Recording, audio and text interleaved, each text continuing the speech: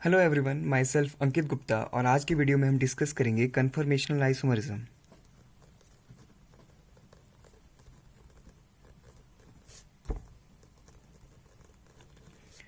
तो इसमें हम सबसे पहले एक मॉलिक्यूल लेंगे। तो ये हमने एक इथेन मॉलिक्यूल लिया है। तो इथेन मॉलिक्यूल में जो हमारा कार्बन है वो sp3 हाइब्रिडाइज्ड कार्बन है। दोनों कार्बन हमारे sp3 हाइब्रिडाइज है।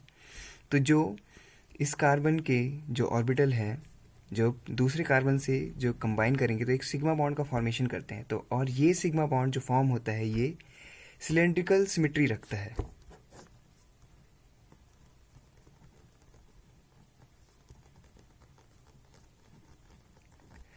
तो अगर हमारा बॉन्ड सिलेंड्रिकल सिमेट्री रखता है तो हम इस बॉन्ड के अलोंग रोटेशन करवा सकते हैं बहुत इजीली। तो हम बोल सकते हैं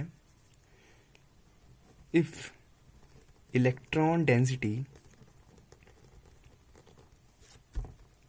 is cylindrically symmetrical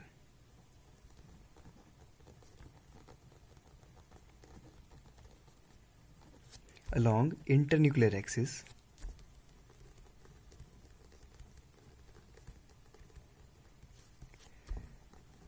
results in free rotation about carbon-carbon single bond.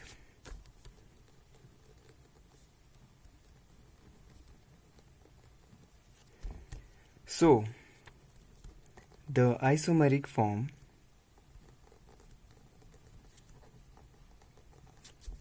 formed by rotation across single bond are called conformational isomerism.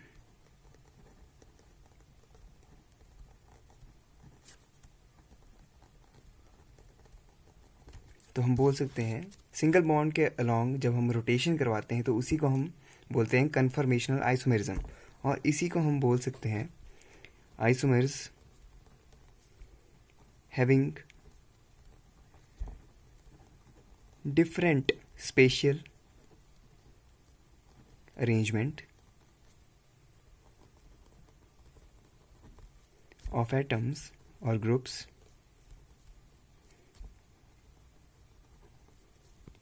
due to rotation about a carbon-carbon single bond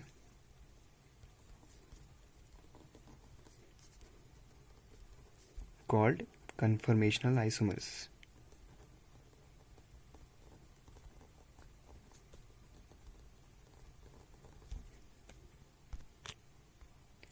तो अब हम देखेंगे अगर हमारे पास डबल बॉन्ड आ जाए, जैसे हमारे पास alkene आ जाए, तो एल्कीन को हम इस तरह से रिप्रेजेंट कर सकते हैं।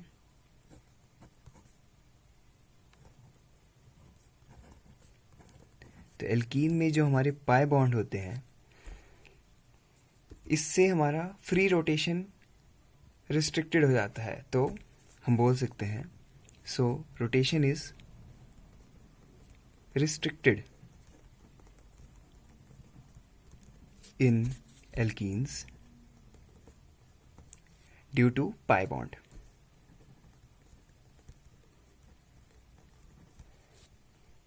So हम बोल सकते हैं this type of rotation is found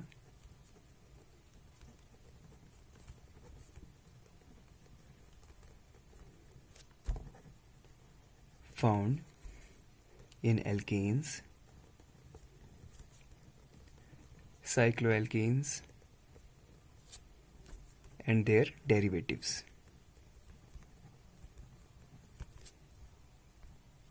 अब हम देखेंगे कि हम कन्फर्मेशंस को रिप्रेजेंट कैसे करते हैं। रिप्रेजेंटेशन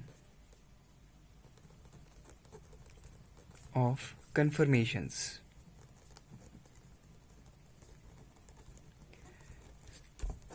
तो हम कन्फर्मेशंस को दो तरह से रिप्रेजेंट करते हैं, सोहर्स प्रोजेक्शन और न्यूमैन प्रोजेक्शन में।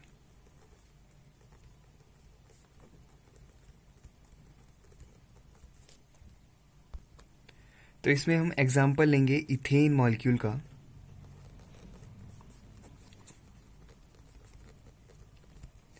इसमें हम इस वाले कार्बन को कार्बन नंबर 1 और कार्बन नंबर 2 मान लेंगे। तो इथेन मॉलिक्यूल को हम सबसे पहले रिप्रेजेंट करेंगे सॉहर्स प्रोजेक्शन में। तो ये हमारा कार्बन नंबर 1 है, कार्बन नंबर 2।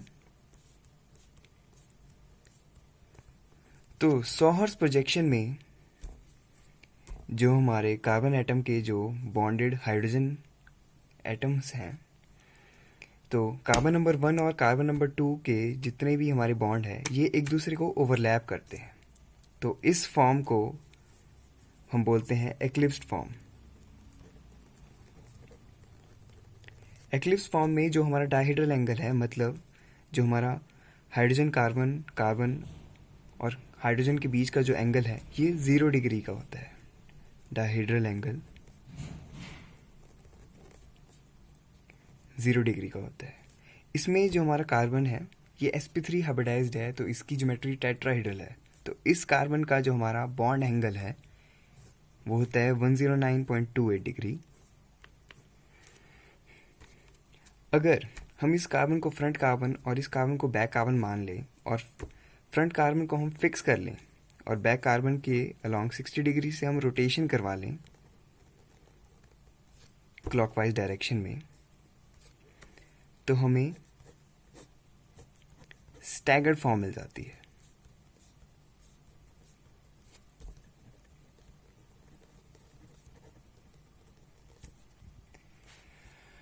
स्टैगर्ड फॉर्म में जो हमारा डायहेड्रल एंगल होता है hydrogen carbon number 1 carbon number 2 और हाइड्रोजन के बीच का, वो 60 डिग्री का होता है।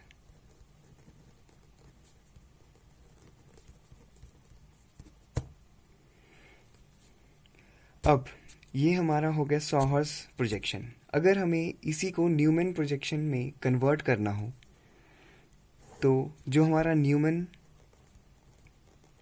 प्रोजेक्शन है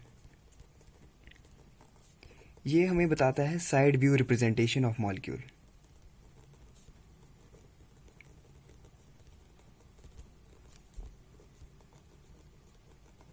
तो अगर हम इस स्टैगर्ड फॉर्म को इसकी लेफ्ट साइड से देखें तो हमें एक फ्रंट कार्बन दिखेगा और एक बैक कार्बन।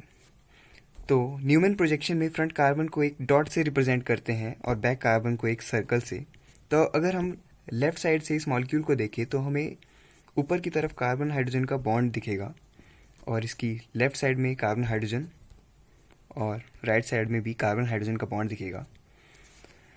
यहाँ से अगर हम बैक कार्बन को देखें तो बैक कार्बन से अगर हम यहाँ से देखें तो हमें लेफ्ट साइड में इसके फिर से एक हाइड्रोजन का बॉन्ड दिखेगा कार्बन हाइड्रोजन का, और राइट साइड में भी, और नीचे की तरफ भी एक हाइड्रोजन का बॉन्ड दिखेगा।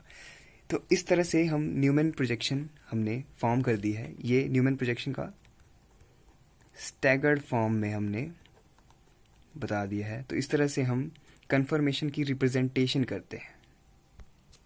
तो अब हम देखेंगे factors affecting stability of conformations.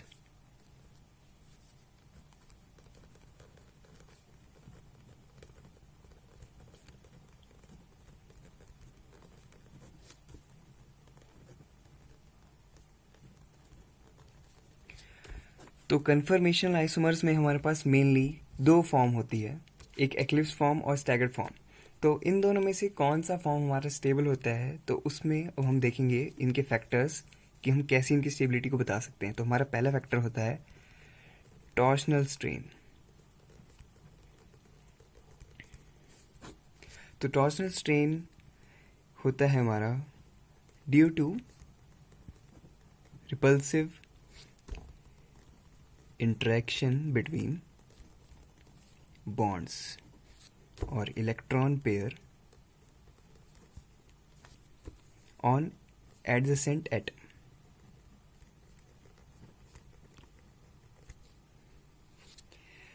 तो इसमें हम एग्जांपल लेंगे इथेन मॉलिक्यूल का। फिर से हम इथेन मॉलिक्यूल की एक्लिप्स फॉर्म बनाएंगे। तो एक्लिप्स फॉर्म में तो इसमें टॉर्शनल स्ट्रेन में बताता है repulsive interaction between bond pairs. तो जो हमारी एक्लिप्स फॉर्म होती है इसमें जो कार्बन हाइड्रोजन के बॉन्ड पेयर होते हैं ये एक दूसरे के सामने होते हैं और बहुत ज़्यादा पास होते हैं, तो इनमें टॉर्शनल स्ट्रेन लगती है। लेकिन जो हमारी स्टैगर्ड फॉर्म होती है इसमें जो हमारे एटम्स और ग्रुप होते हैं वो एक दूसरे के बहुत दूर होते हैं। तो जो हमारी स्टैगर्ड फॉर्म है उसमें स्टैगर्ड फॉर्म में हमारी जो टॉर्शनल स्ट्रेन है वो बहुत कम होती है, और with increase in torsional strain stability decrease.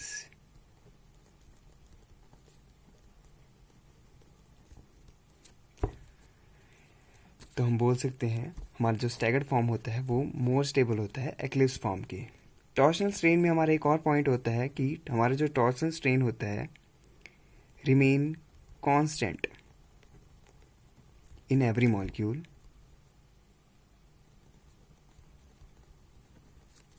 Because electron density in bond always remains the same.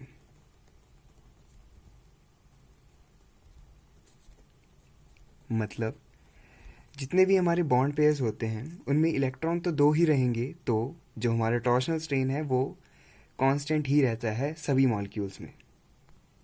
तो अब हम देखेंगे सेकंड फैक्टर। तो हमारा सेकंड फैक्टर होता है स्टेरिक स्ट्रेन, और इसी को हम बोलते हैं van der Waals forces of interaction.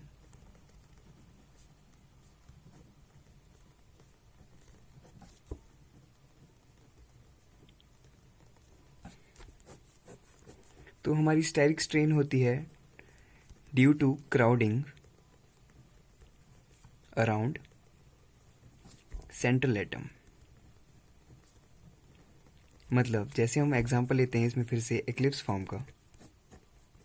जो हमारी एक्लिप्स फॉर्म होती है इसमें जो हमारे एटम्स होते हैं और जो ग्रुप्स होते हैं एक दूसरे के बहुत पास होते हैं, तो ये एक दूसरे में स्ट्रेन लगा सकते हैं। और जो हमारी स्टेरिक स्ट्रेन है ये जितना बल्की ग्रुप होगा उतनी ज़्यादा इधर स्ट्रेन लगेगी। लेकिन जो हमारा स्टैगर्ड फॉर्म है, स्टैगर्ड फॉर्म में फिर से जो हमारे ग्रुप्स होते हैं वो फिर से एक दूसरे के बहुत दूर होते हैं, तो फिर से यहाँ पे स्टेरिक स्ट्रेन कम लगती है। और हम इसमें बोल सकते हैं more the bulky group present around central atom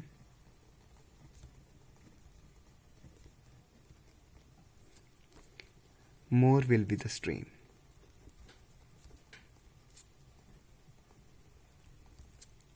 तो हम बोल सकते हैं जो हमारी स्टैगर्ड फॉर्म होती है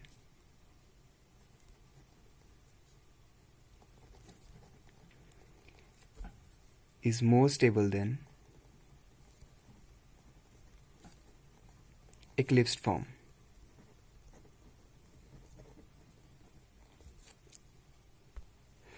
तो अब हमने रिप्रेजेंटेशन ऑफ कन्फर्मर्स देख ली है, इनके factors affecting the stability of conformers देख ली हैं। तो अब हम करेंगे कन्फर्मेशंस ऑफ एन-ब्यूटेन।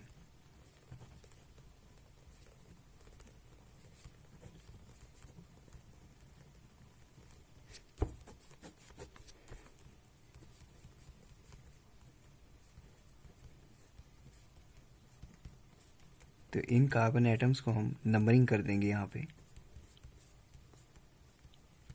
तो हम यहाँ पे कार्बन 2 और कार्बन 3 के अलोंग हम कन्फर्मेशन देखेंगे एन-ब्यूटेन की।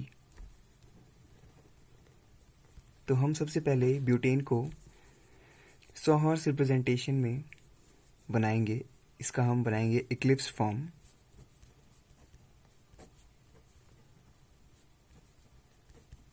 तो यहाँ पे हम इसे फ्रंट कार्बन बोलेंगे और ये हमारा है बैक कार्बन। ये हमारी है इक्लिप्स्ड फॉर्म, क्योंकि यहाँ पे जो हमारा कार्बन और CH3 ग्रुप है और कार्बन CH3 का जो बॉन्ड है ये एक दूसरे को ओवरलैप करते हैं, मतलब एक दूसरे के सामने है। तो ये हमारी इक्लिप्स्ड फॉर्म है। तो इस फॉर्म को अब हम चेंज करेंगे न्यूमैन प्रोजेक्शन में, तो न्यूमैन प्रोजेक्शन में जैसे मैंने बताया था वो है हमारा side view representation of molecule. तो अगर हम यहाँ से लेफ्ट साइड से इस मॉलिक्यूल को देखें तो ये हमारा फ्रंट कार्बन और बैक कार्बन। तो यहाँ पे हमारा CH3 ग्रुप इसके बैक में आएगा, तो हम इसे थोड़ा सा क्लॉकवाइज रोटेशन के करके दिखाते हैं ताकि हम रिप्रेजेंट कर पाए। तो इस फॉर्म को, ब्यूटेन की, हम इस फॉर्म को बोलते हैं फुली एक्लिप्स फॉर्म।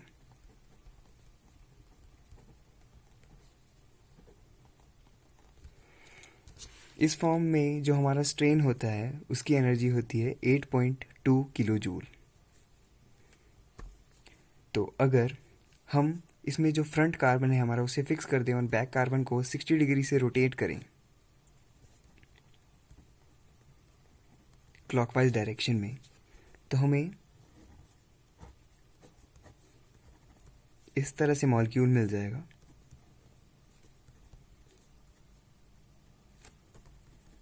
तो इस फॉर्म को हम बोलते हैं गॉच फॉर्म। गॉच फॉर्म में जो हमारा स्ट्रेन होता है उसकी एनर्जी होती है 3.35 किलो जूल।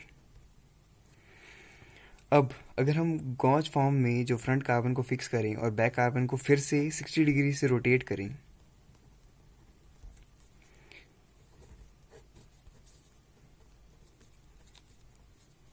तो हमारा फॉर्म इस तरह से बन जाता है और ये हमारी थर्ड फॉर्म है। तो इस फॉर्म को हम बोलते हैं पार्शियली एक्लिप्स फॉर्म।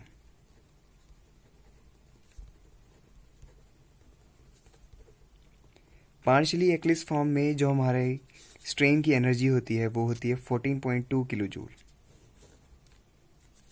अब फिर से अगर हम पार्शियली एक्लिप्स फॉर्म में फ्रंट कार्बन को फिक्स कर दें और बैक कार्बन को 60 डिग्री से रोटेट कर दें क्लॉकवाइज डायरेक्शन में, तो हमें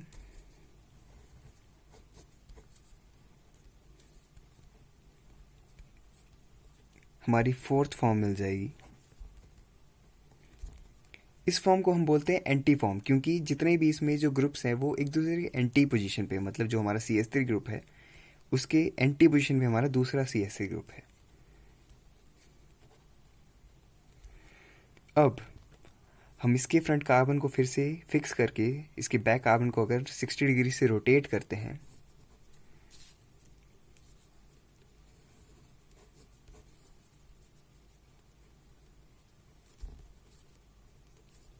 तो हमें फिर से पार्शियली एक्लिप्स फॉर्म मिल जाएगी।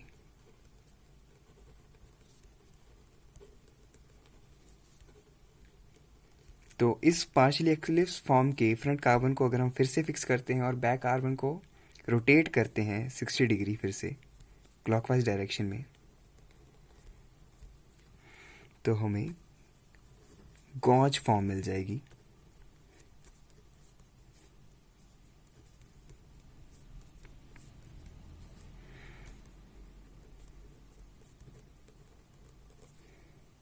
फिर से अगर हम फ्रंट कार्बन गॉच फॉर्म की फ्रंट कार्बन को फिक्स कर लें और बैक कार्बन को 60 डिग्री से रोटेट करवाएं क्लॉकवाइज डायरेक्शन में, तो हमें फिर से हमारा कंपाउंड और फॉर्म नंबर 1 मिल जाएगी, हमारी फुल्ली एक्लिप्स्ड फॉर्म। तो इस तरह से हम कन्फर्मेशन ऑफ एन ब्यूटेन निकालते हैं हमारी। तो अब इन सभी एन ब्यूटेन की कन्फर्मेशन में हम देखेंगे कि कौन सी फॉर्म की स्टेबिलिटी हमारी सबसे ज़्यादा है। तो हम देखेंगे relative stabilities of different conformation of n butane.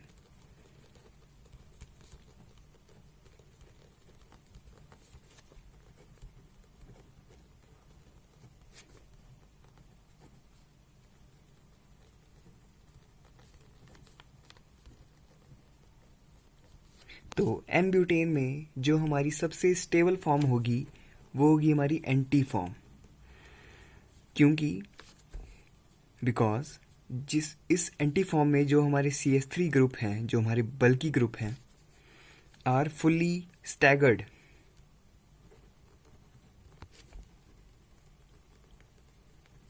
To each other.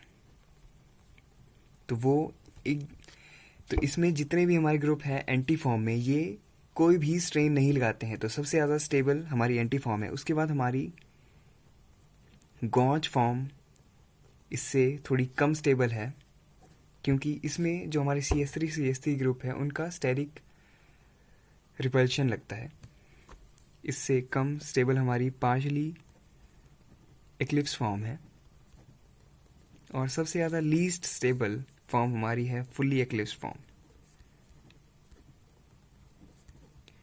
Fully eclipse form में जो हमारे CH3 ग्रुप है एक दूसरे को ओवरलैप करते हैं, तो उससे टॉर्शनल स्ट्रेन और जो हमारा स्टेरिक स्ट्रेन है वो सबसे ज़्यादा होता है। तो सबसे ज़्यादा अनस्टेबल फॉर्म हमारी फुल्ली एक्लिप्स फॉर्म होती है। तो अब हम ग्राफ बनाएंगे potential energy versus angle of rotation के बीच में।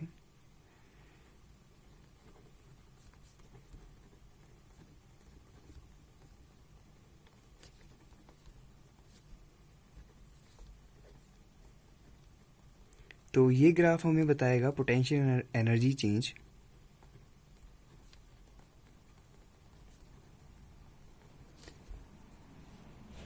During the rotation about carbon 2 and carbon 3 bond in N-butane।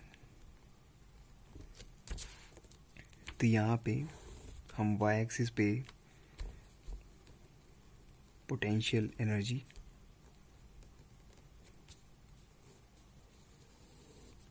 x axis पे हम एंगल ऑफ रोटेशन लिखेंगे। तो यहाँ पे जो हमारा सबसे पहली फॉर्म थी वो थी फुली एक्लिप्स फॉर्म। तो फुली एक्लिप्स फॉर्म की एनर्जी हमारी सबसे हाई थी। तो यहाँ पे हमारा ग्राफ इस तरह से आएगा कि जो हमारी फर्स्ट फॉर्म है फुली एक्लिप्स फॉर्म, सबसे हाई एनर्जी थी इसकी। तो ये, और उसके बाद हमारी फॉर्म आती है गॉच फॉर्म, उससे कम एनर्जी वाली। गॉच फॉर्म के बाद हमारी फॉर्म आती है पार्शियली एक्लिप्स फॉर्म, इसकी एनर्जी हाई होती है। और उसके बाद हमारी फॉर्म आती है एंटी फॉर्म, हमारी फोर्थ फॉर्म। फोर्थ फॉर्म के बाद फिर से हम पहुंचते हैं पार्शियली एक्लिप्स फॉर्म पे 60 डिग्री के रोटेशन के बाद, और फिर से हम गॉच फॉर्म पे आ जाएंगे, और लास्ट में हम अपने पहली फॉर्म मतलब हमारी फुल्ली एक्लिप्स फॉर्म के पास आ जाएंगे, जिसकी सबसे ज़्यादा एनर्जी है। तो यहाँ पे जो हमारा पोटेंशियल ग्रेडियंट और जो हमारा एनर्जी डिफरेंस होता है, तो हमारी जो एनर्जी बैरियर है फुल्ली एक्लिप्स फॉर्म का वो है 18.2 किलो जूल पर फॉर्म है, उसमें हमारी एनर्जी डिफरेंस आता है 3.35 किलो जूल पर मोल का। फिर हमारी पार्शियली एक्लिप्स फॉर्म आती है, इसमें हमारा जो पोटेंशियल बैरियर है ये है 14.2 किलो जूल पर मोल का। उसके बाद जो हमारी एंटी फॉर्म है ये हमारी मोस्ट स्टेबल फॉर्म है, इसमें हमारा कोई स्ट्रेन नहीं होता है, तो नो एनर्जी रिक्वायर।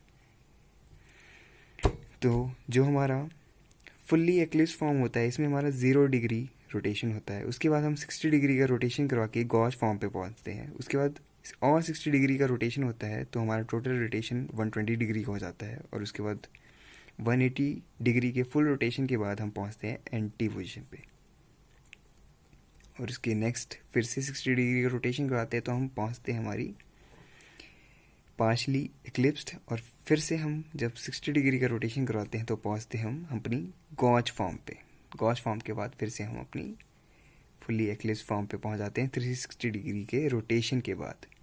तो इस वीडियो में हमने देखा कि क्या होते हैं कन्फर्मेशनल आइसोमर्स, कैसे हम रिप्रेजेंट करते हैं कन्फर्मेशनल आइसोमर्स को, और स्टेबिलिटी के क्या फैक्टर्स होते हैं कन्फर्मेशनल आइसोमर्स के। और लास्ट में हमने देखा कि एन ब्यूटेन के कन्फर्मेशन को हम कैसे बता सकते हैं।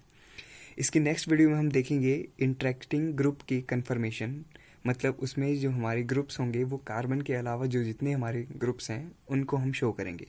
तो इस वीडियो में इतना ही। Thank you.